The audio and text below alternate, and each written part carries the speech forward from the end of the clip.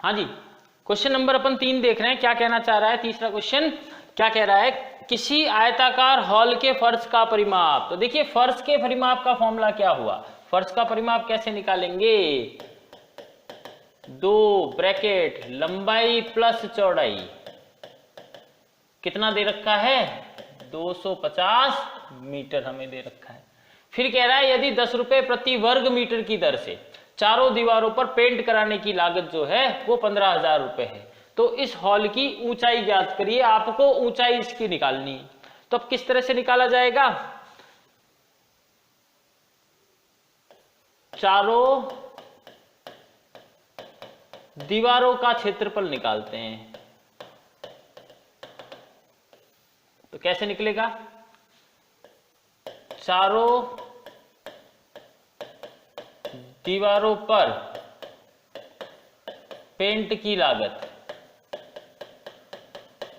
Upon 1 वर्ग metre पर paint की लागत,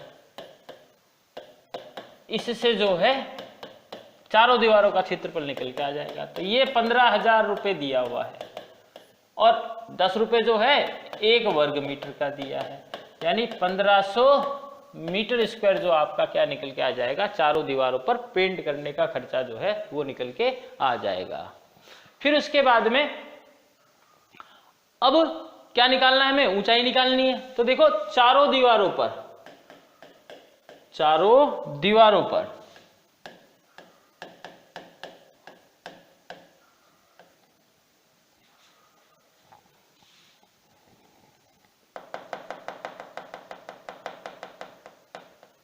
तो देखो चारों दीवारों का क्षेत्रफल हमारा आ चुका है 1500 मीटर स्क्वायर। अब चारों दीवारों पर क्षेत्रफल निकालने का फॉर्मूला हो गया 2 ब्रैकेट लंबाई प्लस चौड़ाई और ऊंचाई से गुणा कर ले, तब जाके 1500 मीटर स्क्वायर आए। ये तो हमारे पास में है, निकाला हमने, ये देखो कितना है 250 मीटर जो है को गुणा कर दे ऊंचाई से, तब जाके 1500 मीटर स्क्वायर आएगा।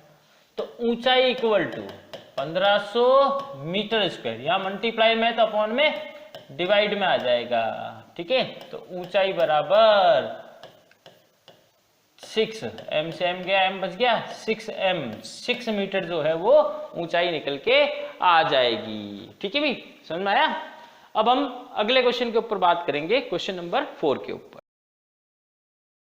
जी प्रश्न संख्या 4 क्या कह रहा है, देखिए किसी डिब्बे में भरा हुआ पेंट 9.375 वर्ग मीटर है, यानी कि मीटर स्क्वायर दे रखा है, के क्षेत्रफल पर पेंट करने के लिए पर्याप्त है। एक डिब्बे में कोई पेंट भर रखा है और उस पेंट से हम 9.375 वर्ग मीटर जो है एरिया को अपन पेंट कर सकते हैं।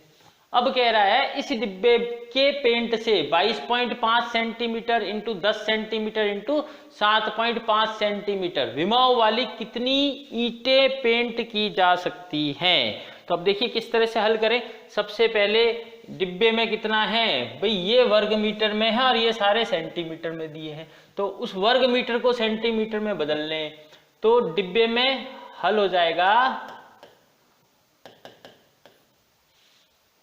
9.375 मीटर स्क्वायर को सेंटीमीटर स्क्वायर में बदलें तो क्या करना पड़ेगा, 100 इंटू 100 से मल्टीप्लाई करना पड़ेगा, यानी कि 93750 सेंटीमीटर स्क्वायर हो गया, ठीक है। अब प्रश्न में क्या दिया है, प्रश्न में दिया है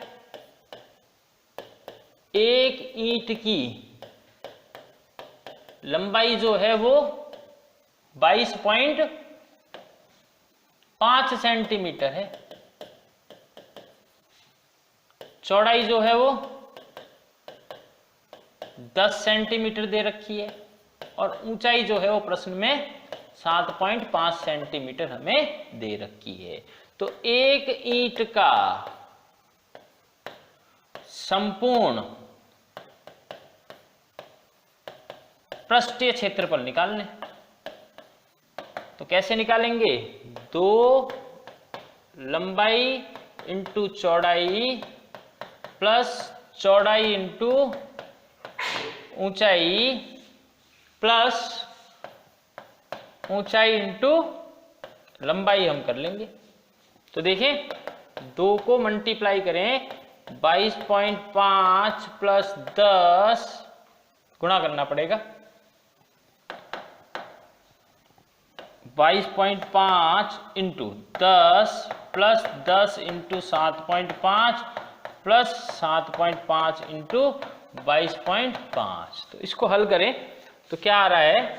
2 22.5 को 10 से गुणा करा 225 हो गया, 10 इंटू 7.5 75 हो गया, और 7.5 को 22.5 से गुणा करेंगे तो 168.75 आ जाएगा।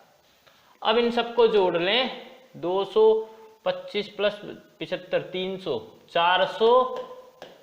468.75 जो है वो वैल्यू निकल के आ जाएगी। अब 2 को 468.75 से गुणा करेंगे तो 937.5 सेंटीमीटर स्क्वायर, यानी कि एक ईंट का संपूर्ण पृष्ठीय क्षेत्रफल जो है वो 937.5 सेंटीमीटर भैया निकल के आ गया। अब क्वेश्चन में क्या है? ईंटों की संख्या निकालनी है। ईंटों की संख्या तो कैसे निकालेंगे? डिब्बे में भरा पेंट का क्षेत्रफल अपॉन एक ईंट का क्षेत्रफल। तो डिब्बे में भरा हमने निकाल लिया था, कितना है? 93,750 सेंटीमीटर स्क्वायर, ठीक है। और ईंट का कितना आया? 937.50 सेंटीमीटर स्क्वायर। तो इसको इससे कैंसिल किया तो 100 ईंट जो हैं वो उस डब्बे से पेंट की जा सकती हैं, ठीक है। नोट करिए, अगले प्रश्न पे जाएंगे।